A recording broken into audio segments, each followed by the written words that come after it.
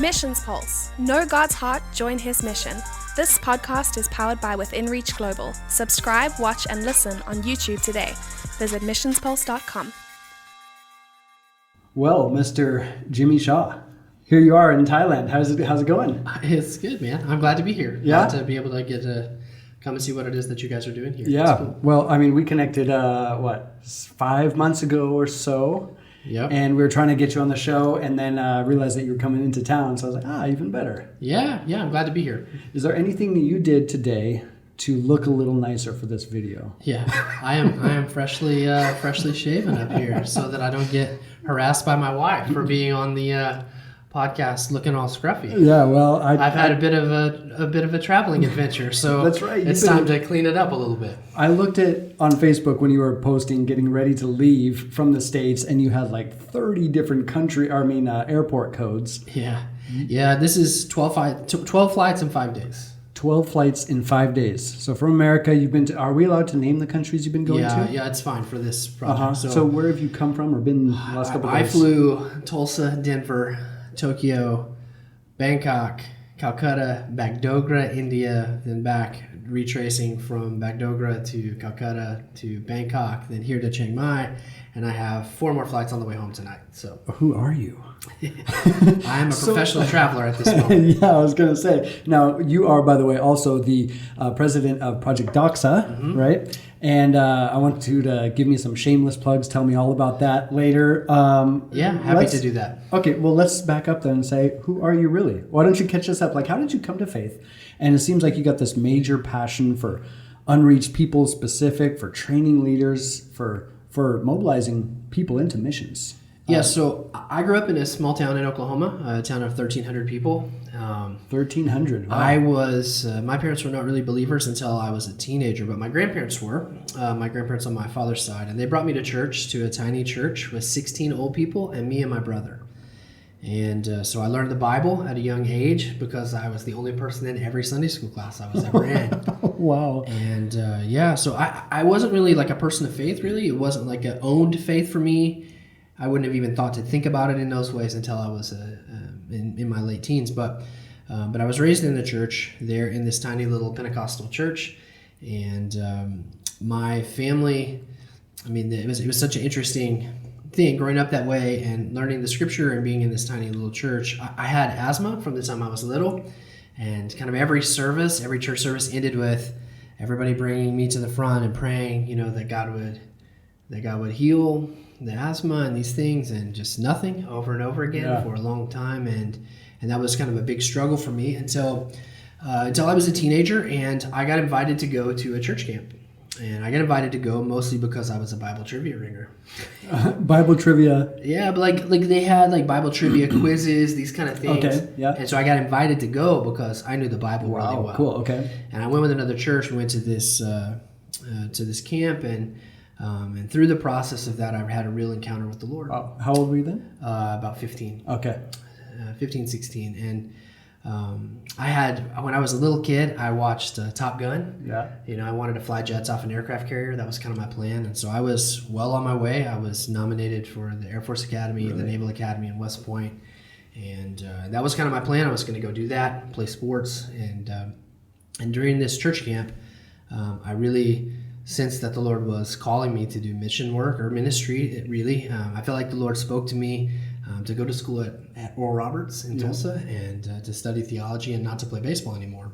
Ouch. And that was really my life. Yeah, I was going to say, how did that feel? You feel like you're giving up something that's deeply passionate about? For sure. Yeah, so I started playing baseball when I was 3. Oh, okay. And so I had played 14 summers, Really? And I played on some really good teams. I was a good athlete, and I was a valedictorian at my high school, all of this stuff. That was my plan, and I really, I was well on my way to doing the stuff kind of I planned to do, and I just knew that the Lord was kind of calling me out of that. For some people, obviously they can do many things that they can just do it and use it as a tool for the Lord. And even now, I think so many things in my life I hope to be able to use as a tool. But in that moment, it wasn't like that. I just wasn't ready for any of that. And it was like, this is an idol that has to go. Okay.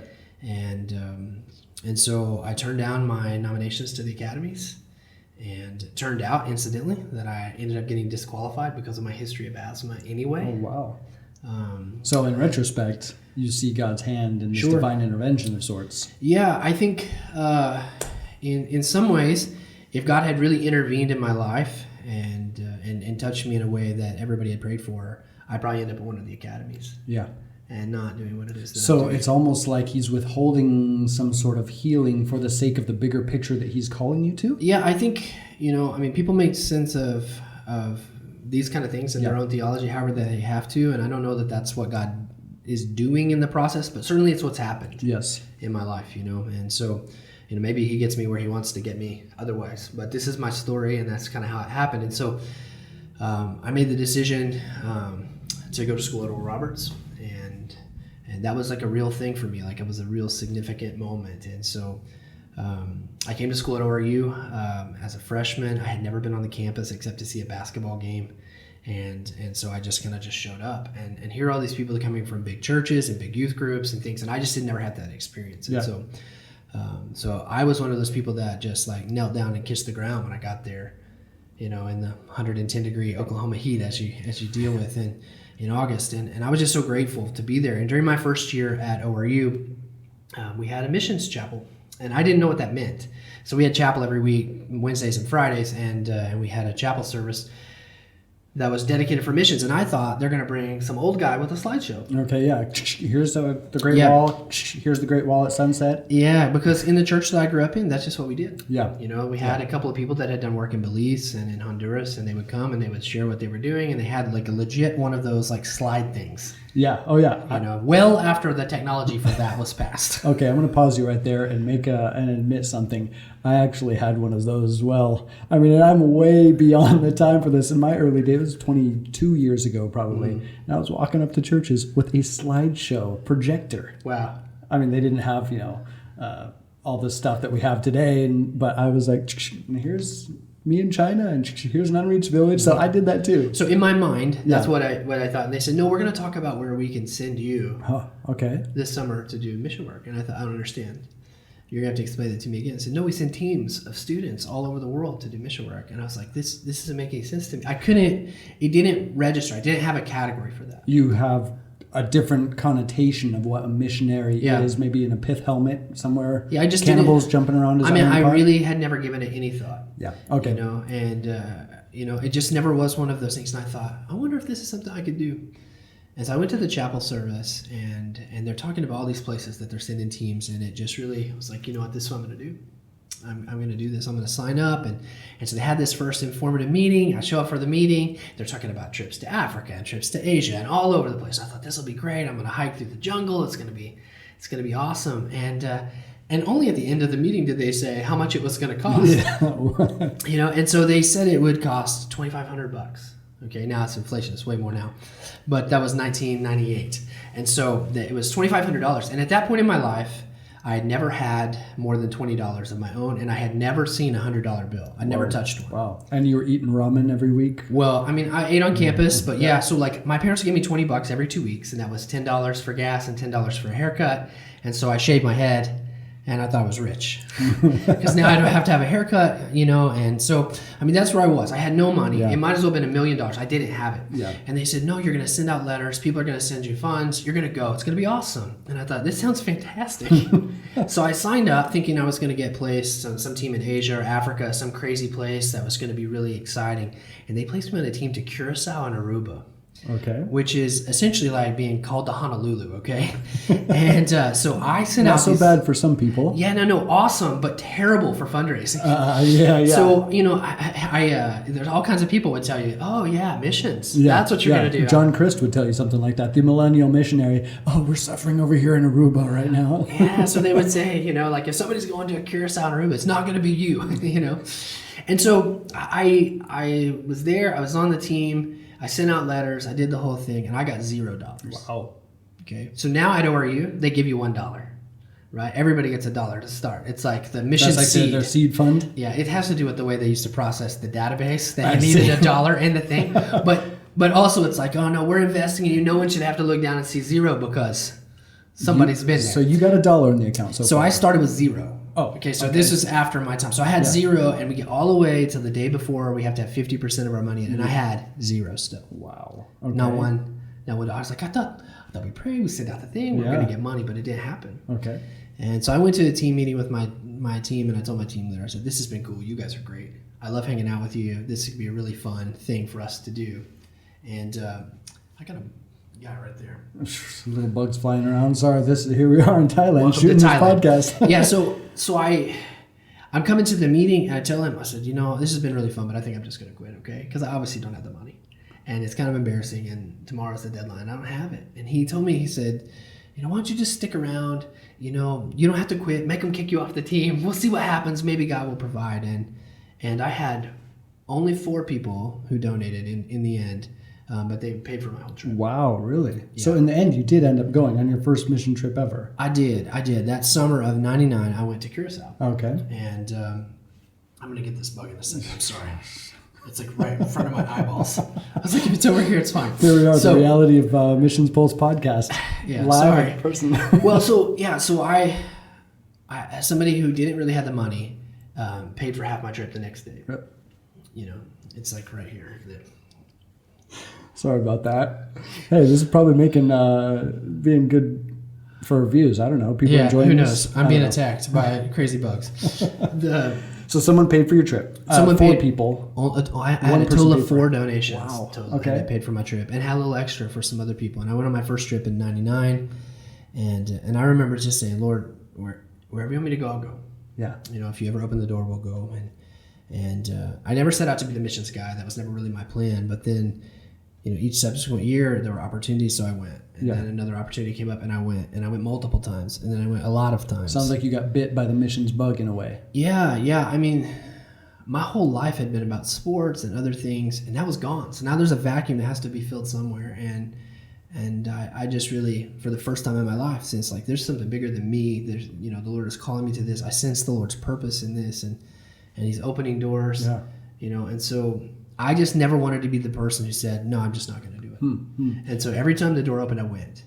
And that ended up being kind of a lot. And so I've done, closing in on now, something like 120 trips, more than 50 countries. Wow, really? Yeah. And so that's how I got started. Yes, yeah. Doing short-term missions. Well, as you described that, I mean, it's a microcosm, I think, of so many different people's stories. And I have to ask a couple things just kind of come up to me.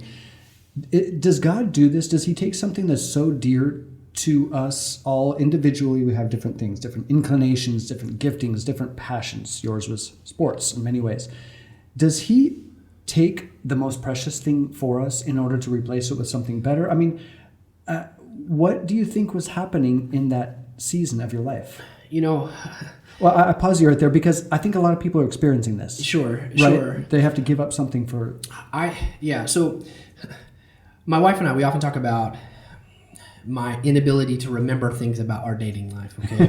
And I tell her often, I said, if I knew this was going to be my last first something, I would have remembered it differently. Like if I knew this was my last first date, I would think about it in a whole different way. But I thought for sure I was on borrowed time. She was going to kick me to the curb, and that's how it was. But it ended up being that it wasn't that. And so in retrospect, I wish I had given more value to all of those moments in the beginning, but I didn't know what I didn't know. Yes. And I think in that moment, I can look back at my life and I can say, okay, here's what the Lord was doing. I see it now. But for sure in those moments, I didn't see any of that. Yes. All I saw was a challenge, a sacrifice, God calling me in a particular way. And I would never want to say to somebody, this is the journey you have to walk. Yeah. But it was the journey I had to walk. Well, everyone's story is different, like you said. And everyone has got these, God is very interested in what I would call divine intersections. Yeah. And you look back, in retrospect, they're always easy to see. In the midst of it, though, I mean, people are struggling with a certain something. And I guess that's the whole point of this podcast, and that's why I'm lingering here for a while. Missions Pulse, know God's heart, join His mission. Yeah. Know God's heart, join His mission. So once we are awakened or enlightened or aware of something, you and your first mission trip, the reality of people beyond our country's borders, and then there's a response that must happen. John Piper might say, go, send, or disobey, right? But it's going to cost something. It's David said, that which cost me nothing is not worthy to be sacrificed. Yeah. Looking back, do you regret that? Do you wish you had some baseball cards out and You No. stick them in the back tire of my bicycle? Yeah. I would do that with your cards. No, I think most days, Yeah. 9 out of 10, maybe more, I'm really, really happy with the way some of this stuff has turned out. But if you're honest, you do have days that you look back and you say, like, this sacrifice seems heavy. Yeah. And I'm sitting here in Thailand, but I could be at home with my family. Yes. And I will be home with my family soon, right? But those sacrifices have cost me over the years, and I don't regret that. I don't feel like I've sacrificed more than other people, really. But that, I think everybody's sacrifice is really that is costly. And I think to follow the Lord, there are parts of it that are costly, and you feel it, Yes. know. And I have, for sure. There have been some real challenges through that process, but most days I'm just thrilled. Yeah. With the opportunities that I've been given, and the privilege that it is to get to share the gospel and to train leaders, and that the Lord would put me in contact with people who are doing really, really incredible stuff around the globe. It's just such a humbling thing for me most of the time. Yes. Yeah. And the other times I gotta preach the gospel to myself like everybody else. Yes. And remember that it's a great privilege to get to do what we get to do, and my sacrifice is small compared to many. Sure. I think when we're talking about the sacrifices we're making, we're have biblical characters in the background of our mind here, thinking about Paul shipwrecked, Sure. chasing snakes chasing him, and all these stoning beatings. Maybe our sacrifices are not as to that extent, but they're still painful and sacrificial. And I really feel like we should linger there on that. That which cost me nothing is not worthy to be sacrificed. But on the flip side, okay, suddenly there's these glory stories and some great adventure that God is calling Sure. us into. Tell me about some of your... Man, so I think that's so true. I very often, I think one of the more difficult things for me is communicating with people who, in an attempt to, like, they're not trying to puff me up. But they look at me as if I'm some sort of person that is not like them. Yeah. Because I'm traveling all over the place and I'm speaking and sharing sharing the gospel. And for me, I've never saw it that way. I've always looked in the mirror and felt like, like inadequate and just doing the best I can and taking the opportunities that I have. But they look at it and they're like, I can never do that. It's like, you totally could do that, right? Yeah. God loves to use ragamuffin misfits, man. Yeah, I mean, what option do we have? Right? So, I mean, this is the option. We look through the scripture, that's what we find is broken people that God uses. And I'm grateful for that situation. But I think it's difficult. Sometimes you say, here's my story. Here's another story. I was privileged to get to know Keith Wheeler a little bit. Okay. And I don't know if you know Keith or don't. But I've heard of him, and I've never met him, but I did listen to the podcast where you had him on your podcast, projectdoxa.com, for those of people who want to go check that out. So Keith's such an amazing guy. I mean, he's traveling all over the world doing incredible stuff. And he was a guy who was influential in my life at a pretty important time. And he shares this story. And it's on that, I shared that story on that podcast episode, but I had him share the story. But he's traveling, he carries a wooden cross, right? That's like his thing. And so he's carrying the cross, and he's telling this story that was just really impactful. And it's the same. I had the same reaction when I heard this story as I think people have when I share some of these stories. And the reaction is like, "Well, that's awesome for you." Yeah. And that was my reaction. So he tells this story. He's walking, carrying the cross, and he tells it, of course, better than me. You can listen there. But he's walking. He's really thirsty, and he had this thought like, "Man, I'd really just love to have an orange Fanta." An orange Fanta. And in some places in the world, I mean, and so a lady comes up, I mean, I'm abridging the story, but like a lady comes up, basically rolls down her window and says, are you thirsty? And he's like, yeah. And he's thinking, she's going to direct him to a place or whatever. And she's like, would you like an orange Fanta? That's okay. And he said, yeah. And she had like an ice chest with like 6 orange Fantas. And she shares about how she felt like God spoke to her that morning to get in the car, drive a long distance, and meet this guy and give him an orange Fanta. Wow. So he tells this story, and everybody's like, wow, what an amazing story. And it really is an amazing story.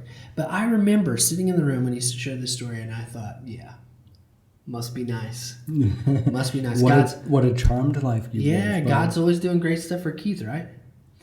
And I felt like the Lord really spoke to me in that moment that I don't give him an opportunity. And I made a decision, I'm gonna do the best I can to live my life in such a way that God has an opportunity to do some crazy stuff. I like that kind of posture of expectancy. Last year I wrote a book. It's called The Mind of a Missionary.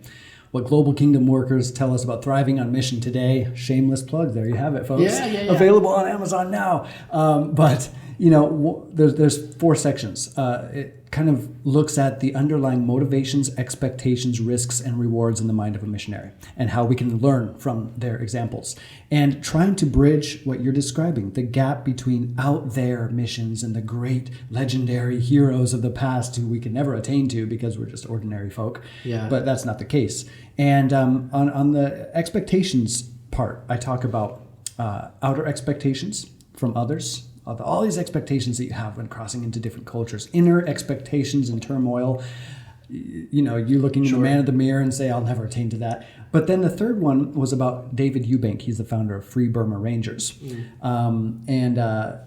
It's talking about that posture of expectancy. And exactly what you're describing. He moves into these crazy situations in Iraq, Kurdistan, and all these different places, and God comes through for him. The stories are amazing because he postures himself in a place of expectancy, like William Carey, the father of modern missions. Expect great things From God and attempt great things for God. Great things for God. Expect great things from God. Yeah. Yeah. So I think that's such an important thing, and I just wanted to be in a spot to say, all right, Lord, I don't want to miss the opportunity. I don't want to have a theoretical relationship with God, and I think that's what happens for many people is their relationship with God is theoretical because they've never put themselves out there where He really had to meet a need where they really were. Wow. And so they say, God doesn't speak to me.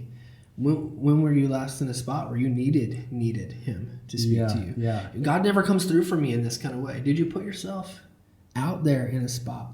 And I have failed plenty in front of a lot of people. You know, some of my attempts for the Lord have like fallen flat. Just flopped. Yeah, and I have been in those things, but I have seen God do some awesome stuff too. And my understanding of who God is isn't theoretical. Yes. It isn't like hypothetical. What if God could do? You know, I mean, God did these things. Yes. You know, and that's the thing. And so for me, I wanted to live with that posture of like, if this is a day that God wants to do something great, I don't want to miss it because I didn't take a shot. Yeah. I didn't live with some level of risk. You know, I didn't want to play it too safe on these circumstances. So I have honestly very rarely been in a spot where I said, okay, I'm just not going to do that. I'm not going to try that. You know, and so that's challenging for me in some ways, but I love that, and the Lord has come through in so many ways, and we have relationships all over the world, and people often say, wow, I really think it's awesome, these relationships and what you're doing, but they don't see that the day-to-day of that is persistent, like challenge and struggle and risk and very little payoff and a million conversations that never go anywhere, and then one that does. Yes. You know? Yeah, it's that faithfulness, like Eugene Peterson. Yeah, says, long obedience in the same direction. I'm glad you filled in the gaps there. I knew you would. And that's what it's about, right? This long direction, long obedience in the same direction. So tell me you're getting ready for something else. No, I think that's such a, like I've undergone a bit of a transformation over the last year, right? Like I became a runner. And I never was a runner before. In fact, my wife had given me one of those stickers that said 0.0, I don't run. You know, like your bumper sticker or something? Yeah, and part of that was, like, I always told people I don't run, but the truth of the matter was I couldn't run. I just thought I could and just had never done it. And so that was kind of the lie I told myself. And I wasn't actively telling myself this every day, but I thought if I wanted to go run, I could run. But I just am not going to do that. But what happened was, in January, my son's birthday, he just turned 14. So I bought him an entrance into a Tough Mudder race, a 10-mile obstacle course race. Okay. And I just didn't want to embarrass myself with him, okay? Because I did a Tough Mudder race back in 2015, and I trained for it by doing nothing, which was stupid, and I nearly died. So, you know, like not really died, but I've really suffered. And so I thought, you know, I'm going to do this. I'm going to change my life. I'm out of shape. I'm traveling. I'm jet lagged about 1 out of every 4 or 5 days. And I'm tired. People would say, oh man, you look tired. I was like, it's because I'm tired. You have assessed this correctly. Yeah. Fatigue. And I just got sick of everyone saying that to me over and over again. Mm-hmm. I said, I'm going to do something about this. I'm going to do this. And it was one of the hardest things. And so I started, I said, I'm going to go and run a mile. But I couldn't run a mile. And so I went out and I walked a lot, and then I jogged a little, and then I walked a lot, and then I jogged a little, and then I started doing it 3 times a week. And then I started taking this stuff on and saying, like, I have to accept the reality of where I am, and then I have to prepare myself for, like, painfully slow incremental progress. And in the beginning, my wife and I had this kind of discussion. I said, when do I get to call myself a runner? Because I don't want to insult, like, real runners. Yeah. So I've run a couple of half marathons. I'm training for a full marathon. I'm training for some triathlon stuff, And all this in 4 years? 3.5 years? Since January. Oh, really? I hadn't run in January. I'm down like 25 pounds since January, which is great. And maybe not this week, the travel. Okay. I've eaten a lot of really good food in Asia.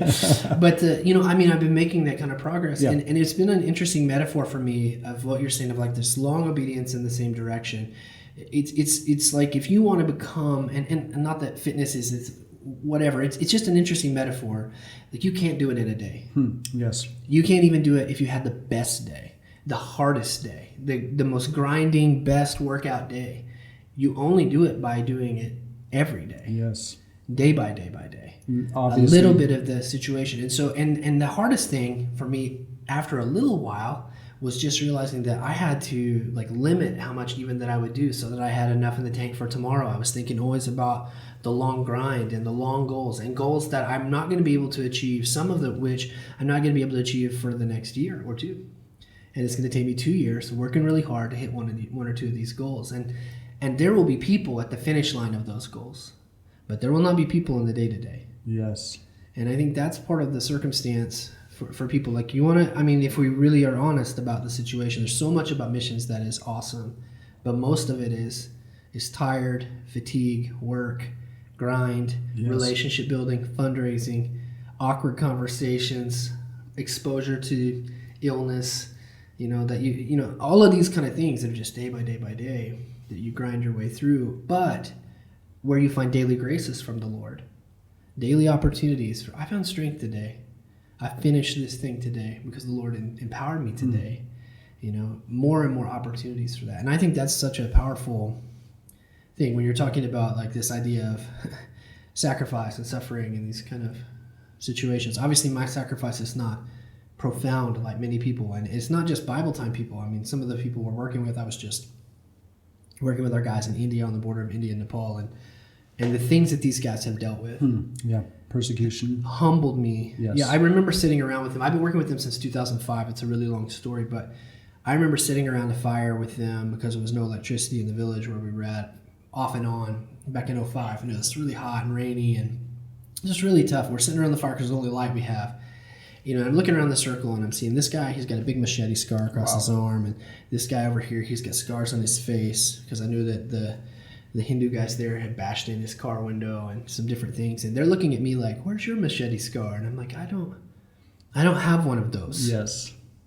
I'm just jet lagged.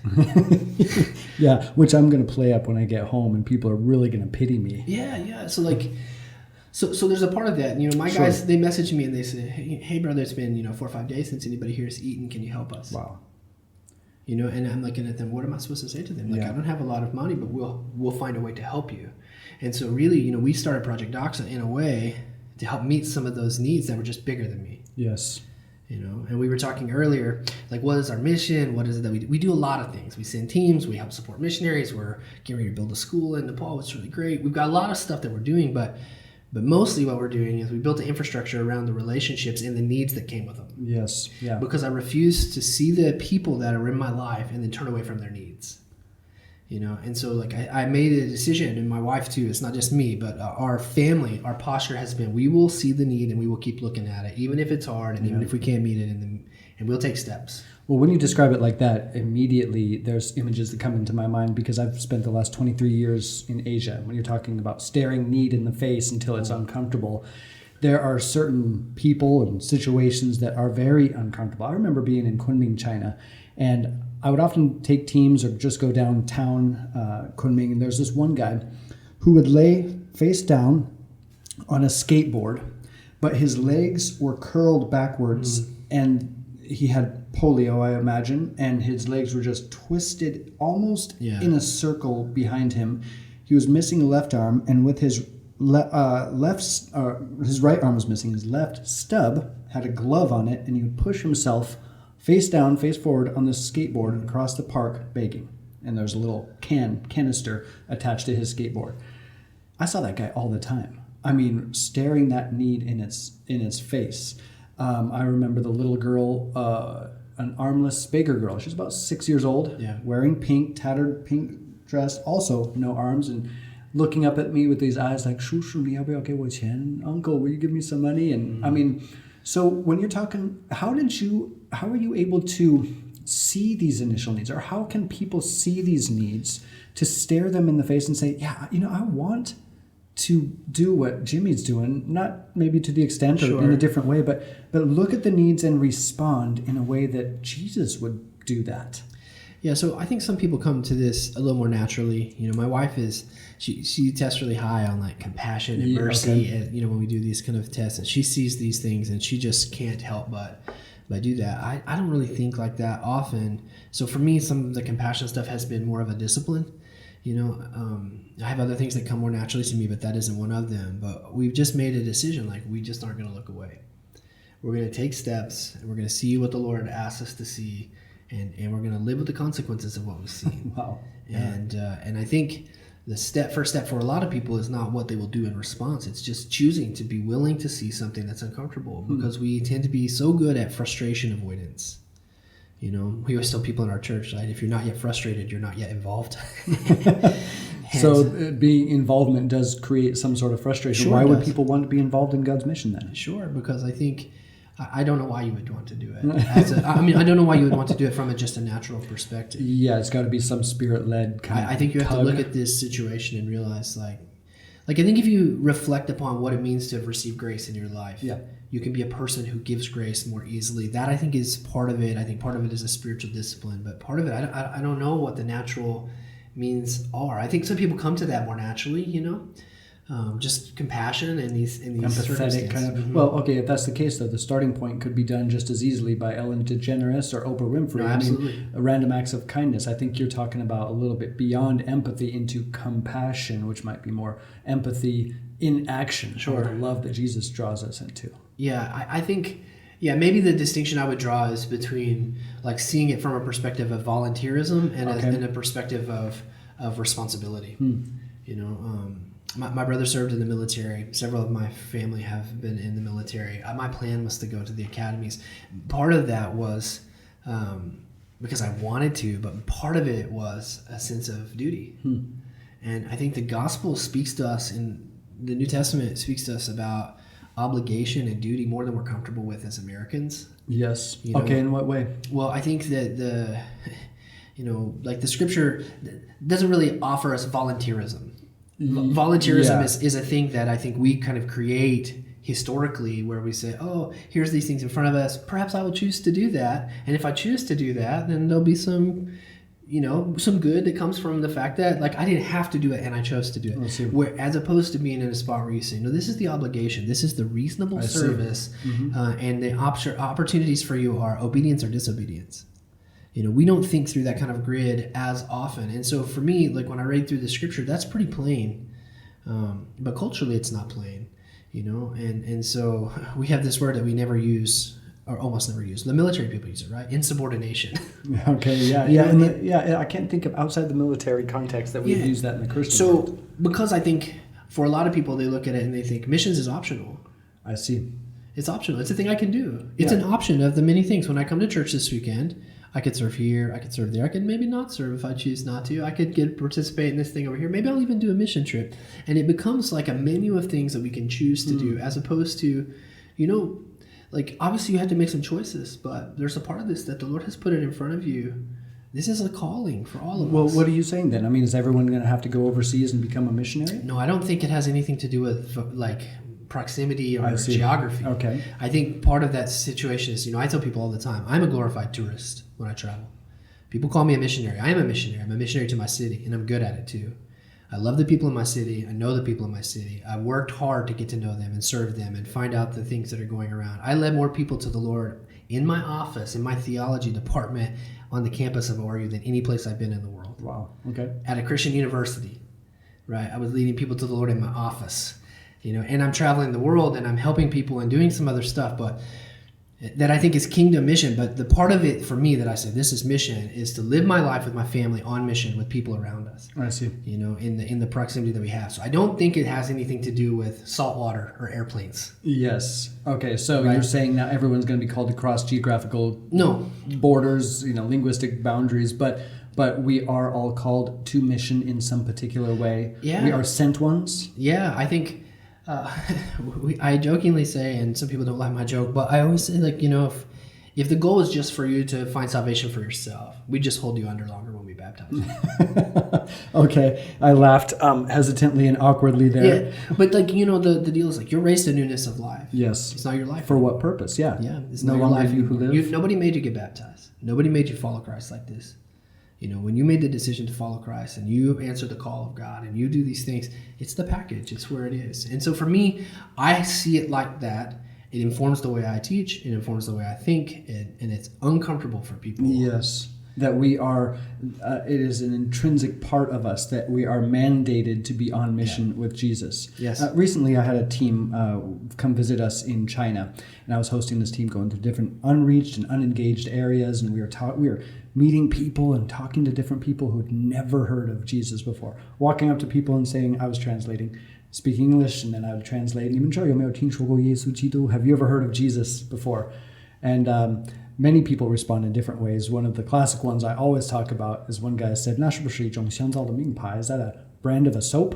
I mean, they have no concept of who Jesus is. Yeah. But after that day, it was the first time for many of these people on the short-term trip to actually openly share the gospel with another human being. Yeah.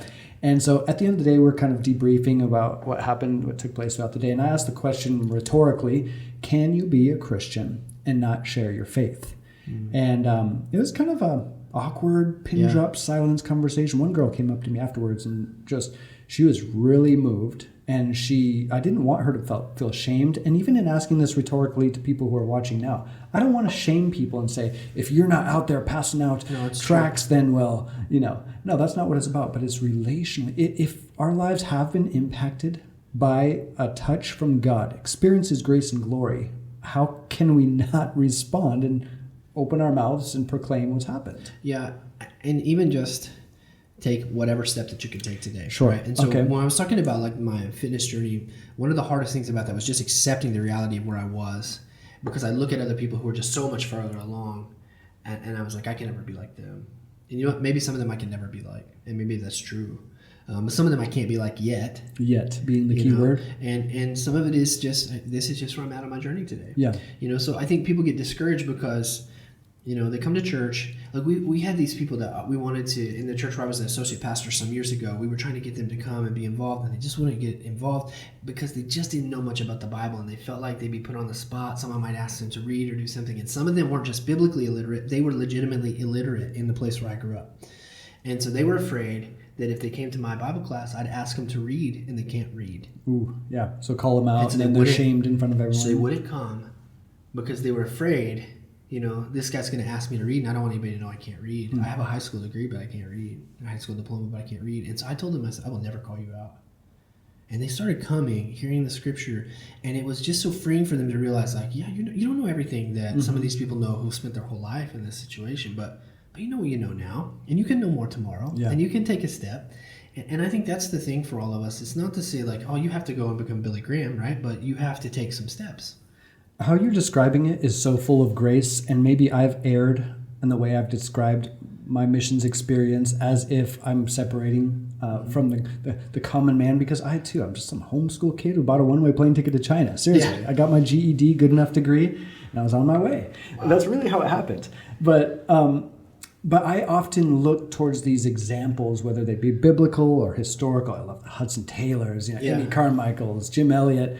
And so you're, in a way, I would say, are you not just dumbing it down? Don't we need these longer, greater examples? But I think you're describing it a little bit more gracefully than I have in the past. Well, I think all of those long examples are really just short examples that have lasted longer. I see. Okay. You know what I'm saying? It's the same thing we were talking about earlier, like a long obedience.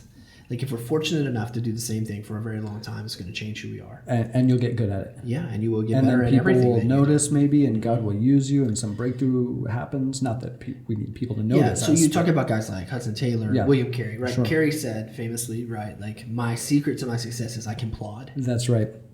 You know, I will persevere in every endeavor. Mm-hmm. You know, I'll just keep going. Yeah. You know, and he was a hustler. And he had some setbacks that were profound. Oh yeah, I remember his fire and his print shop burned down in India. His wife Dorothy went through what many would probably diagnose as schizophrenia. It was a huge mess. Yeah. And when she passed, people were relieved. Yeah. You know, and then I mean, so these kind of setbacks were crazy. Yeah. You know, and and we can pick them apart. You know, with 200 years or 150 years of retrospect, it's easy to do that, right? But like what you look at it, you say, well, this is a person who persevered. Yeah. You know, and I look at this now. I mean, the way that one of the frustrating things these days is the way that we look back at people from 5 years ago or 50 years ago or 500 years ago, and we judge them through the grid of today. You know, and I think, in 10 years, 15 years, people are going to look back and they're going to say, you know, Jimmy screwed all these things up. You know, here are the unintended consequences of his missions effort. Yes. It wasn't perfect. And here's some of the stuff that came on the other side of this. But you know what? Like, at least it was something. Yeah.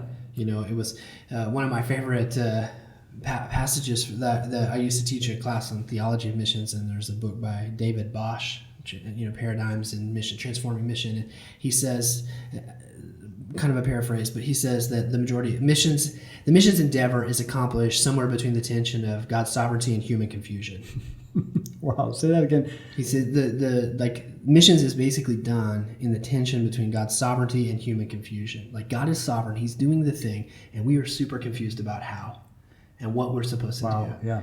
And so we're going to do this. Very well describes the missions experience. It has been my experience 100%. You know, so one of my mentors, one of my professors, you know, he was very good about telling us, here's this thing that you know, that we shouldn't do it this way, and here, see how this thing is over here. That's not really the best way. And he taught me many things. But one day I went to him and I said, I know everything you're opposed to, but I don't know what you're for. I don't know what I'm supposed to do. I know what I shouldn't do. And I think that's how I approached different pastors, different churches. Here's my disclaimer about those guys. Here's my disclaimer about these people. And now, you know, I've come to a place, because I don't know why, through whatever process, to just be able to say, you know what, if they're giving best effort to follow Jesus and help make him known, like, the Lord can correct this stuff. He can tighten it up. I want to be gracious to them because somebody's going to have to be gracious to me. That's right. Yeah. And I think there's a lot of people who want to be part of this grand venture. Maybe they don't know what it entails, but they need first steps. And, you know, you got the Confucian says, journey of 1,000 miles begins with one step. And it's true. We need to slowly follow hard in the footprints of our master. And those are not always, they don't often lead. They more lead through like Pilgrim's Progress and Christian, trudging through the valleys and mountains, through treacherous pathways. So let's maybe, because we're talking maybe a little bit theoretical. Okay. Talk to me about some instances of real life stories of that you've seen. I mean, you've been doing this for what, 30 years now? Not quite. Not quite. So since 98, 99. Okay, so 23 years. Yeah. What are some of the things that you've seen? You can now, you have 2 decades behind you. You see some transformation that occurred in India, some person that was saved in Bolivia or Thailand, or what have been some of the things that push you forward in this passion for missions?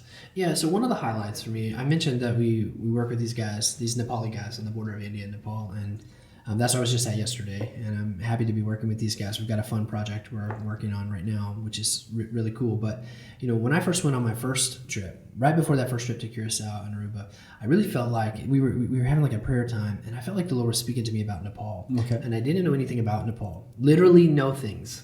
And I thought, this is so weird. Why am I thinking about Nepal? I'm going to the Caribbean tomorrow. And I thought, this is really strange. Maybe I need to go there someday. So 2 years later, I had an opportunity to go. Wow. And then we were discussing this earlier, and our situation happened that we had a ticket, everything. I was planning to go visit a team that we had in Nepal, and there was a tragedy on the team. The contact died. Wow. And my trip got canceled. Okay. And I thought I was supposed to go to Nepal. This was a thing. I thought I was supposed to go there. And a few years later, I was thinking about going to Nepal and thinking about these kind of opportunities.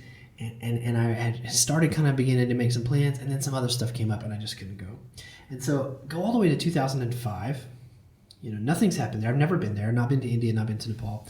And an Indian brother called my pastor in my hometown, and my pastor at that time had never even been on an airplane. Okay, and so wonderful guy, wonderful man of God, but he's not well traveled, right? So So he says he gets a phone call from the guy from India. The guy, he's like, "Oh, you're talking to the wrong guy. You need to call my missions guy." So he gives him my phone number. The guy calls me and says, "Hey, I want you to come with me to India." And I said, "Look, dude, I have no interest to go to India." He said, "Well, why don't you come to my house? I'll make you dinner and we'll talk about it." And I thought, I don't have any interest in India, but I like free food. I'll come to your house. So this is still stateside. So he was in Dallas. And so I went in the Dallas area. So I went to his house. Next time I was in Dallas, my in-laws were there. So I was down there quite a bit. And so I go to this guy's house, and he's got like a giant map of India on the wall. And he begins to talk about, "Oh, look, here, we're going to do this work in Gujarat. It's really awesome. We've got this work down here in Chennai. It's really fantastic." And I was like, the whole time, just, "Oh, that's great, man. Thank you for feeding me. This is awesome." But it was never like, I'm not going there, okay?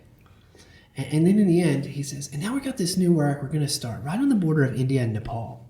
And I thought, what? Wait, India borders Nepal? Like, it hadn't even occurred to me. And I said, "Tell me about what you're doing." And they said, we want to plant churches. We want to train pastors. We want to do this thing we want to work with Nepali refugees. Wow. And I said, "That's it. I'm in. I'm coming. I'm going to go." So in 2005, I got on the plane and I headed to Nepal. Or headed to India, right on the border of Nepal. And I got there, and I had a guy who was translating for me, and he's now become our contact there now. But he was translating for me. We became friends. I went back again later in 2005, and he says to me, he says, "Brother, we want to start a school here. We want to start a Bible school. We need to buy some land. Can you help us buy land?" I said, "Look, man, I pastor a church of 20-year-olds. We're not in a place to be buying land in India." And so I said, "But how much will it cost?" And in the end, he tells me, like $1,500. And I said, "Are you serious?" And I said, "We're going to do it. We'll help you." So we bought the land, and then we bought some adjacent land, and they began to train. They began to work with refugees and different poor people in the communities there to do Bible schools. And this brother has an amazing testimony. Okay, his mother committed suicide when he was very young, and she was nursing him and took poison, and he was found on her body. He still even has never seen even a picture of his mom. So she passed away. She passed away. She tried to kill both of them. I see. But he was found there, and then his father married a lady who didn't care for him, and it was really rough. And he kind of grew up through this situation that was really, really tough. And he ended up getting cancer in his nose. Okay. And it became near fatal. And so the doctors told him basically, "Look, man, we can't help you anymore. You're gonna have to go home and die," And so this was kind of, they told him, "You have like 6 months. This is pretty much the thing." And near the end of the 6 months, a young girl came, a Christian girl, and she was singing a song about Jesus. "Jesus is your father. Jesus is your mother. Come to him. He will give you life." And he said, "I want to know about this." It ends up, long story, but they end up taking him to a crusade. Okay. And in the healing crusade, basically they're like, "You should come with us to the crusade." He's like, "But I'm a Hindu." And they're like, "But you're going to die." So he goes to the crusade, and God healed him. Wow. And so he goes back. He's just like rejoicing. He's completely transformed, totally healed, saved, and committing his life. And his father, who's a high caste Hindu priest, is basically going to try to force him to reconvert back to Hinduism. And so he jumps out of the window and runs away. Wow. And he runs away, gets in a truck, and they just drive a certain distance. He gets down from the truck, and after he gets down, somebody who had been at the crusade, he was coming by on a bicycle and said, "Aren't you the brother that was healed in this crusade?" And they took him to the family of the people who put on the crusade, and they began to teach him the scripture. But the rest of his family just assumed he was gone. I see. So he becomes in the same city. Yeah, so he went some distance, and so so anyway, it turns out he becomes my translator. We buy the land, we do some stuff. He starts reaching out into Nepali refugee communities in Nepal, and Bhutanese refugees. It's kind of a crazy thing. And one of the people that his ministry leads to the Lord was his nephew. Really?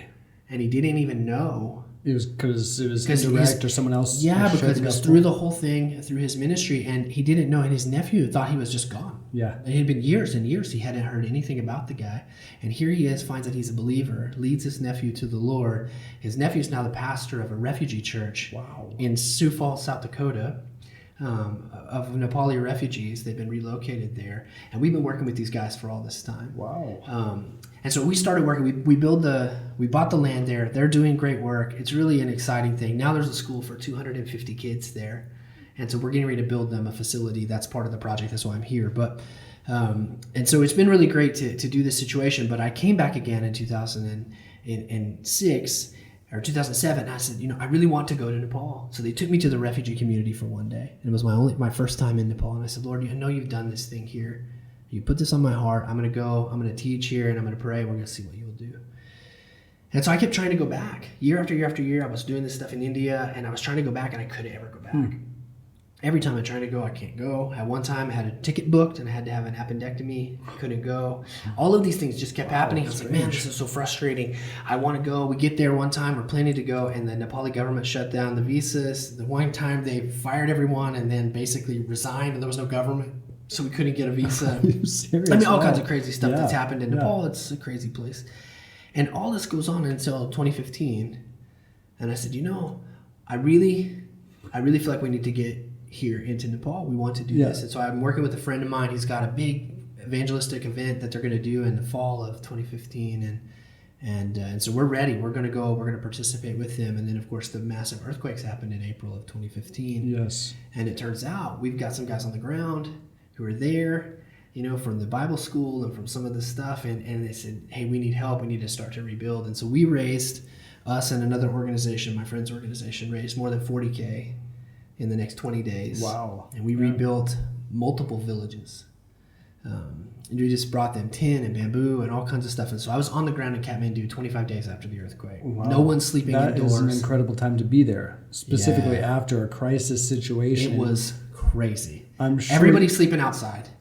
The Nepal you get to experience finally after all these years is a very shaky ground. Yeah. Literally. So we had just had a prayer meeting, and one of our missionaries from Romania had been with us in the States. And during this prayer meeting, he felt like the Lord spoke to him this scripture from Isaiah 54, where it says, "Though the mountains shake and the earth be removed, the steadfast love of the Lord will not be shaken."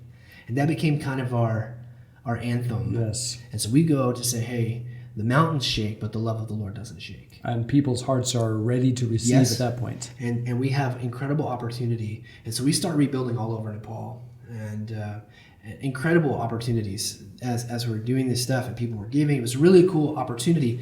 And so we've been there. Now I've been there, I think, 8-9 times since 2015. Okay. And so we've been investing there. Yeah. And so then, but I think it was during 2017, I was there, and we're in a prayer meeting and doing this stuff. And we've been now working here for a while. We've got new contacts. We're investing in them and training them. And we're in this prayer meeting, and all of a sudden it's like I was back at that spot when the Lord began to speak to me about Nepal. Way early when you were 15-ish? 20, it was in 1999, right before my first trip. So I was 18. 18, yeah. And this is 18 years later. Okay. And so it was just kind a really interesting thing. Moment, yeah, a moment of just realizing oh, wait a minute. All of this stuff was unfolding the whole time I didn't know. Yes. So I'm getting ready to go to the Caribbean, and the Lord's speaking to me about something that won't come to fruition for 2 decades. Wow. Yeah. And I think this is part of the stuff when you're asking, what's the real life situation? So much of what you're dealing with today isn't about today. It's preparatory for some stuff tomorrow. It's preparatory for the next generation of things. It's laying the groundwork for stuff that you can't even possibly anticipate. And when you can take a step back and see that, I think that really changes your whole perspective. So for me, that's part of this stuff. You're talking about what is the discipline of how do we continue to see these needs. I'm like, I don't know what things I'm going to see today that are going to shape some of the stuff for tomorrow. When you say it like that, immediately I think of Psalm 119, all the days ordained for me were written in your book before one of them came to be. I think we are so trapped in these dimensions of space and time. It is hard for us to imagine what it is like to be God in heaven who lives outside the dimensions of space and time. And something is, what Jesus on the cross, I've been thinking about this a lot lately. When he's on the cross, his final words, it is finished. But I'm here 2,000 years later, and there's a lot of things that seem unfinished in my life, right? Yeah. But outside the dimension of space and time, he's saying it is finished, completed, because he can see beyond this realm, this dimension. I think that's one of the hard realities, right? The scripture talks about salvation in 3 tenses. You have been saved. Yes. Past tense. Okay. You are being saved. you will be saved. All of those are true. Yes. You know, and in some sense, we are becoming who we are, right? Like the process of transformation, which we call discipleship, is a process by which we become who the Scripture says we are. Yes. You know, and I think that's part of this thing is like if people could understand that there is already within them the seed of some incredible ministry, some incredible things that God is doing, and they just haven't seen it yet. Yes. They haven't seen it flourish yet.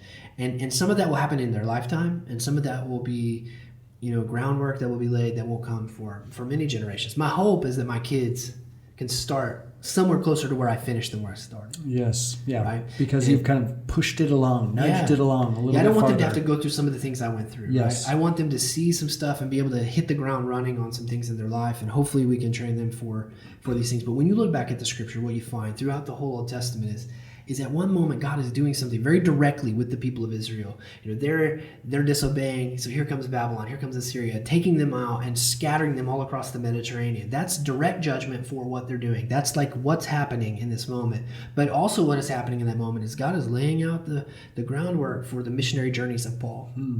He's laying out all of the synagogues all the way throughout the Mediterranean, and one day soon He's going to send somebody, and it's going to be that framework that happened 400 years before. Yes. That it's going to be, now he's going to hit this place and this place and this place at the appointed time. This person who has a Greek background from a Hebrew family, right, raised with Roman citizenship, and he's going to send him all the way through this thing.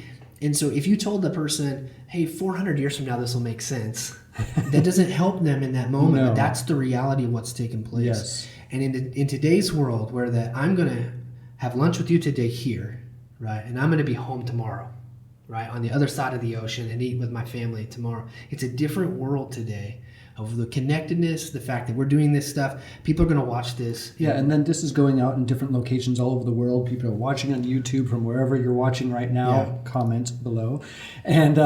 And we don't know those divine interactions or connections. Even if you take it to another level and say beyond 400 years, you look at the gospel because of persecution and being scattered. Okay, Yeah. So they're scattered in a westward direction. And then, 2000 later, 1910s, the Chinese church has this back to Jerusalem call because the gospel's traversed, it went westward, right? It went throughout Europe. Then it went into the Americas, South Central, Latin America, North America. Then it goes around to, it went through Africa first, Northern Africa, and then to the Americas. And then it hits Asia. And suddenly, 1910s, the Chinese are having this passion for the Back to Jerusalem movement that we're still seeing Chinese involved with today, taking the gospel in the westward fashion, continuing through the Islamic, Hindu, Buddhist, animist blocks that are what we call the 1040 window in many ways now. And that's the groundwork from early persecution in and around Jerusalem, Antioch. It's mind-blowing. So someone is going through something right now and you say, oh, brother, in 400 years, in 2,000 years, it's all going to be good. I mean... You're just too close to it to see the full picture. Do we need to just step back, gather all the pieces? How do we make sense of it? So I think two things, in our right? time, So sometimes we get a glimpse, right? Okay. And I think sometimes it's just healthy to understand this is just bigger than me. It's just bigger than me. And that's not satisfying for some people, especially people from the West. You've done a lot of work in China, which is amazing. And we'll talk about that in a second, right? But in the West, it's like, here's my category. It has to fit my category. We have to piece all this stuff together. I can't live with dissonance. I have to find out where all this stuff lays. And you just won't. You just can't. I'm teaching Ecclesiastes in our Bible study. And Ecclesiastes is this thing, it's like the counterbalance to Proverbs. And Proverbs says, here's this thing, do this thing, and then this happens. And Ecclesiastes says, do this thing, and maybe. It might still go bad for you. It's a door ajar at the very end. Yeah, and it's really tough because we want to be able to figure it all out. Yes. And there's a part of this that you just can't. So I tell people, like nobody feels big and powerful when they stand next to the ocean, right? You feel appropriately small. Yes. And if the God of the universe is who we say he is, then you go and get to say, I figured him out. I figured this whole plan out. I see it now. him, labeled him here. Yeah, it's like that God is too small to worship. Yes. The God who is worthy of worship, you don't get to figure all that stuff out. Some days you get to be like Job and you get to be told, right? Like, where were you, Job? Yeah. when I hung the stars, right? And that I think is this reality of just saying it is just an easier life when you just stop and say, I don't have to know everything. I don't have to see everything. I don't have to know the way that God's going to weave all this stuff. But every once in a while I'll get a glimpse, and that's cool, and I get to see a little bit of some of the stuff that I have done. I felt like, as a pastor, I felt like mostly like a failed pastor, okay? Because our church went up and down and struggled, and we just cycled through the same, like so many people. We grew like 5% a year, 10% a year, but it was really more like 30% growth and 25% turnover because we had all these college students, and I just never, it felt like we started over every 18 months, and I never could get any traction. Which is tough, yeah. Yeah, and I just felt like, man, I'm just failing at this. For 9 years we did this, and I just felt like I mostly am failing at this. And only now am I looking back and seeing that season of life was really impactful for a lot of people who now are some of the groundwork for our ministry. Scattered all over the place. They're not in my city anymore. Many of them are scattered, and we're working with them all over the place now. Well, you drop places like crazy. I mean, Nepal and Bhutanese refugees, and my friend in Eastern European country, XYZ. No, it's wild, man, that the way that stuff is taking place. Yeah. And to be in a spot to just say, all right, the Lord knows what he's doing. And I know that's not satisfying. Like, we want to be able to say, what is God doing here? And sometimes, like, we really do get to know, I think. Yes. Like, we really do get to see sometimes, like, oh, I get it. And sometimes it's just above my pay grade, you know? And I have to just say, I don't know, Lord, but I trust you. So that's the kind of encouragement you want to bring to people today? I mean, I guess I'm playing a little bit of devil's advocate because people are in that place and they know it. And you just described it to a T. Okay, well, thanks a lot, Jimmy. But now I have to keep trudging. What's the whole goal here? Let's go back to, let's say, just the little motto and sub-motto of this podcast. Know God's heart, join his mission. There's kind of some action or response that I think Jesus calls us to. Look, see, they're like sheep without a shepherd. Have compassion. Pray that the Lord will send harvesters or workers into his harvest field. Maybe you're the answer to that prayer. Not, here I am, Lord, send my brother behind me in the pew. So what is the encouragement then? Just keep trudging, brother. Be like William Carey. I can plod. Or what? I don't know that it's a clean answer. Okay, I was kind of hoping it wasn't a clean answer, to tell you the truth. Well, I think I'm not looking for closure. Sure. Yeah, I think it is difficult sometimes. Okay. I think it is confusing sometimes. I think it is frustrating sometimes. And yet I remember being chastised a little bit by my really good friend, my Romanian friend, Florin. And he told me, he said, every time he asked you, he would ask me like, oh, how's the ministry? I said, oh, we're making progress. He's like, you Americans and your progress. Okay. He's like, always progress. Oh, this and that. And never, and he's really coming from a different mindset than me and helping me understand like I'm like keeping score all the time. Like, where am I going? Am I making the next step? Am I getting the next step? And I'm judging. Everywhere. Yeah, I'm judging against like the future version of me. And that's an unfair thing to me, first of all. And second of all, I think like I want to be a person who lives with passion and urgency, but not with ambition, not with like blinding, like crazy. We're just gonna, just take every hill and just keep going and charging and finding the next thing, because at some point we have to just accept the life that God has given us and enjoy it. And take it in as a gift and receive it as a gift, the good days and the bad days, as part of that. And so part of my encouragement maybe is that we don't always see the whole picture, And the other flip side of that is like, what's your better option? You got a better option? You got a way to like solve all the dissonance in your life and find better purpose. Honestly, like I mean, part of my apologetic strategy is like, how's that working out for you? So you're pan tripper, kind of all pan out in the end? No, we won't go that far. So you've got Jesus saying to the disciples, unless you eat my flesh and drink my blood, you'll have no part in me. Yeah. And the scripture says, this is a hard saying, and many departed. So he turns to the disciples and says, what about you guys? You guys going to bug out also? Yeah. And Peter's famous words, right? Where else would we go? Yeah. You alone have the words of life, man. I was just out in the boat, Yeah. You interrupted my life. I'm here. What option do I have? I can't even find my way back if I try. And I think there's that kind of a tone that seems like super uncomfortable for us, because it feels like you're like throwing everything in the air, but like in the end, what else can you cling to? Yes. And so for me, when I deal with this, and I get, I get into these kind of discussions a bit with people, and the answer is like, what better option do you have? Yeah. You got some other option that makes it seem all better, that takes away the pain and frustration that you're having with your life, like many of my people who are so convinced that they don't want to be where I'm at on this situation are over-medicated, very frustrated, not sleeping, and their relationships are busted up. And I always ask them, like, how's it working out for you? You seem pretty convinced about where you are, but like, seems rough, Yeah, the paths I'm reading right now. I'm reading Pilgrim's Progress, children's version to my daughter. She's 6.5 years old, and what you're describing is really coming into play. I mean, you see Christian walking. Why does he always have to go on the straight and narrow? Because it's so rough and rugged and precipitous up this mountain, when just the other guys, obstinate, and the others go around the hill, but they're never found again. And he always seems to, there's always an angel on his shoulders. There's always the king at the celestial city beckoning him on and sending help in some way. And I like what you just alluded to. Although you don't have closure, although you don't know, although you don't have a better option, you're made to take this and enjoy it. I think that's the Ecclesiastes answer anyway. Reminds me also of the Scottish Catechism. What is man's chief end? Mm-hmm. The chief end of man is to glorify God and to enjoy him forever.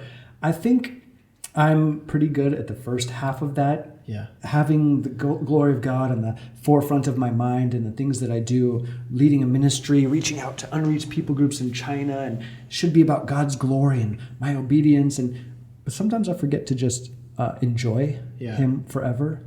And maybe the theme song running around in my mind is I can't get no satisfaction. God forbid that be the end of my story. I want to experience joy on the journey. Yeah, I think far too many Christians are joy deficient. And I think some of that is a discipline. What is it that Lewis said, right? Joy is the serious business of heaven. And I think that's a profound thing. Like, there are so many mandatory celebrations in the Old Testament. And the mandatory celebrations go something like this, like, hey, for the next week or so, you're going to go out, build some sort of temporary tent, you're going to eat good food and drink well, and you're going to enjoy the Lord, because the joy of the Lord is your strength. And I think the message is, yes, life is difficult, but God is good in the midst of that, and I have traveled all over the world, as you have, and I've been to so many places where there are poor people and rich people and all points in between, and it's not a matter of possessions and these things that determine happiness and enjoyment and real joy. Obviously, like, people who are in destitute conditions are having some real difficulty in some different ways, and we're doing the best we can to help with that. But really, it's discontentment that is the problem. And I think for many people, it's to be able to say, all right, Lord, I'm going to receive today as a gift. Yes. And I'm really not good at this, okay? Because I am a tomorrow guy, not a today guy. I fall in that same category. I have the next 18 months marked out. I know where I'm going to go, and I even have weeks blocked off that I know I'm going to go somewhere. I don't know where it is yet. Okay. But it's already planned. And even September for me, for this month, this year, was I blocked it out. God's going to do something. I'm going to do something. I don't know what the something is. Well, the something is here now, and it's about to be a road trip across the United States, which we're about to roll out. So like, I have some of that stuff, but I'm a planner. I'm a tomorrow person, not a today person. And we only encounter the Lord in today. I think this is what this also referring back to C.S. Lewis talked about a lot in Screw Tape Letters. Yes. One of the elder demons writing to Screw Tape, make sure you could distract him with the future or the past, because the today is the closest to heaven he can become. Yeah, I think about, where Jacob is wrestling with the Lord, and it says afterwards, surely the Lord was in this place. I think about Samson being in a moment where he goes, and it says that he didn't know that the Lord was no longer with him. And only in retrospect does he realize, that now he knows. Yeah. Now he will find this out. And I think about all of these today. So for me, here's what I do. This is my cycle. This is how broken it is for me, okay? I'm like, oh man, I'm at home. I can't wait for my next trip. I'm excited. I got this next trip coming up. I'm getting ready to go to some place that's going to be awesome. I'm planning. I'm working on all this situation. Do you know how long it takes me into the trip before I'm ready to go home? Like, as the plane is taking off the first time. Yeah. And I'm like, oh gosh, now I got to fly 15 different times to all these time zones and all these places all over the world. And then I'm frustrated because here's this situation. And it's a great adventure and it's really fun also. And yet, it's like airplanes are just a bigger bus, like with wings. And there's a part of that stuff that exhausts you and wears you out. And then you're like, oh, I just want to go home. And then I get home, I'm like, all right, where's my next trip? Yeah. And it's so hard for me, and I'm getting better, but it's so hard for me to just say, all right, I'm just going to enjoy it today. If you ask me, like, I know that I'm 38 hours from home right now. I know already for sure. Yes. And I've been counting for the last day. Okay. Because I know. We're going to end this podcast soon, buddy. Don't worry. So, but I also know how many days it is till my next trip. And I won't think about that till I get home. And as soon as I get home, I'll know how many days till my next trip. And I am broken like this. And it is so hard for me to discipline myself to say, you know what, today, I'm going to enjoy some things today. Yeah. I'm going to do some stuff. Part of my physical disciplines have helped me that way because I can't do them fast. Yeah. You could only do them in the moment, and it hurts right then and there. Right then, right now. Yeah. And it forces me to feel the right now. Yeah. And I need to feel the right now because, I just do. It's a discipline issue for me. I like, as you're drawing this whole conversation back, it seems to how we began. And, there's this epic adventure and we have to go on. I talk like this, much like you. It's always future tense. And you're drawing me in because I think that I struggle with this as well. God certainly does. And I hope this conversation is encouraging to people who are on the precipice of something that God is calling them to. Maybe they're feeling that nudge, that tug. I mean, if you subscribe to Missions Pulse, you probably inundated with thoughts like this. Yeah. But you don't know where to begin. But then here comes Jimmy Shaw talking about enjoying the journey right now, right here and now. And that joy, I think joy of the Lord is what? It's our strength. Yeah. If you are called into some place in this design, this mandate, this adventure that God created for you, you're going to need strength. If you need strength, then joy is the answer for you. And for me, this is encouraging and inspiring because it tells me, okay, let's slow down. I know, like we talked about, those hurt and broken people. I still remember the little girl with no arms. I remember that guy on the skateboard. I remember all these difficulties that you described, looking need directly in the face. I can't tackle them all. I want to help. I want to run loose at Teen Mania, challenge me to be a world changer. I'm going to be, that's good. That's in me. But I struggle now to slow down. Say, God, you're in control. Yeah. You laugh at the schemes of man and you're not perturbed. Yeah. You don't have anxiety, not taking omeprazole to make sure that Revelation 7:9 comes to play. Yeah. I tell people that there's a big difference between impatience and urgency. Urgency is a sufficient motivator through the process.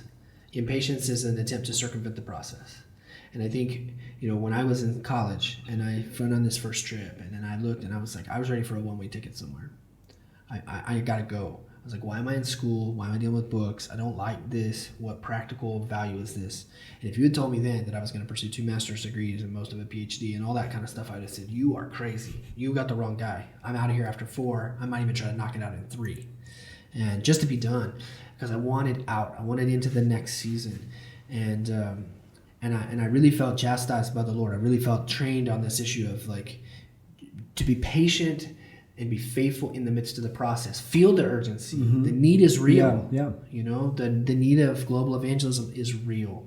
The need of the AIDS epidemic in sub-Saharan Africa is real. These kind of things are real issues that are taking place. How we're going to engage rapidly expanding urban Muslim sprawls. We don't know how to do it yet.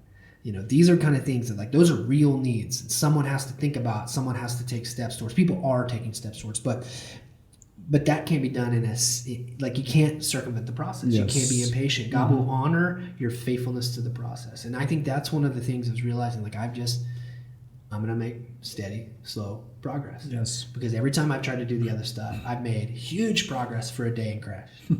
It's just up and down, and I'm just so embarrassed at my own inability to sustain that situation. And so now I'm trying to take just embarrassingly slow steps for forever, as opposed to lots of big steps, and ride that roller coaster. And I think that's really interesting because I wanted to mention this because, I know you've done all this work in China, and we're doing some work now in the Middle East. And here's one of the hardest things for me these days, and I think it's good in a context like this to be able to say to people that though we cannot give the details of all of the things that are happening in all of those places, there are incredible stories happening. Yes. And so one of the hardest things for me right now is we've got some incredible stuff that's happening in the Middle East. And if I talk about it, it might not happen tomorrow. I know.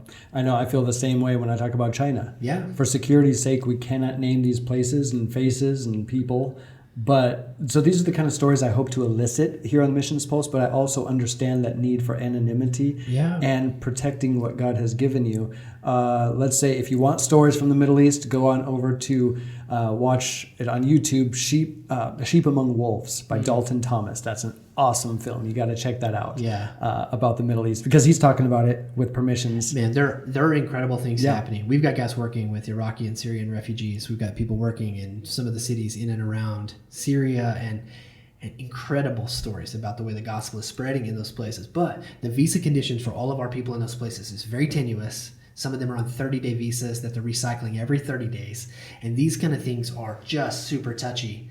And so people are like, I'm so discouraged. And I was like, if you knew what I know, and I don't know everything, I don't even know lots, but if you knew what I know, you wouldn't be discouraged. Yeah. And I don't know how to say that in a context like this, just to say to people like, hey, the news isn't, Twitter isn't everything.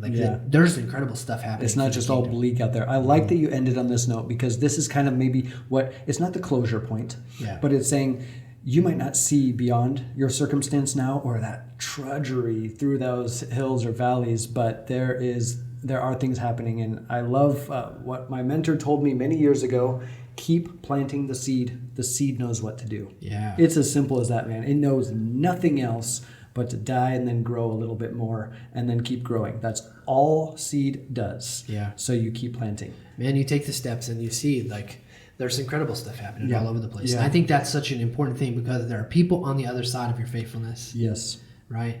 And their story, you just can't quit. You don't know the what happens in eternity through your interactions. I always say people are waiting at the other end of your obedience. Yeah.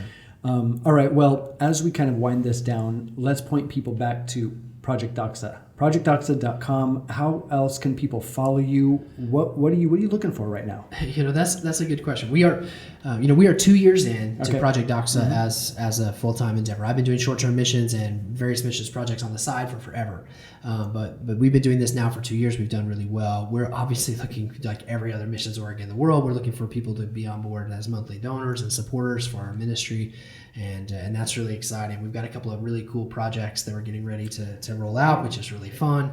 We're going to ride, my buddy Slav's going to ride a motorcycle all the way across the United States, raising money for our project in India and Nepal.